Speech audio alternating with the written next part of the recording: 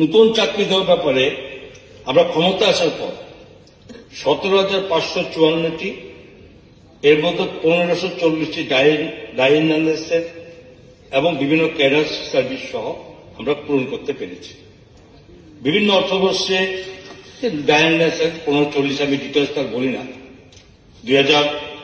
বলি যে 2018-19-এ 353 জনকে দিয়েছে, 2019-20-তে 277 জনকে দেওয়া হয়েছে, 2020-21-এ 183 জনকে দেওয়া হয়েছে, 2021-22-এ 188 জন দেওয়া হয়েছে এবং 2022-23-এ 275 জন, 2023-24-এ 160, 2024-25-এ 104, টোটাল 1,540।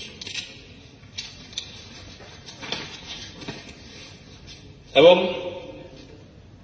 এরপরেও আমরা গত বছরে এই বছর মিলে 6,009টি পদ সৃষ্টি করেছি এবং 12,338টি পদ পূরণের জন্য অর্থ দপ্তর থেকে অনুমোদন আমরা দিয়েছি, যা বিভিন্ন প্রক্রিয়া আছে এবং খুব সহসায় পূরণ হবে বলে আমরা আশাবাদী।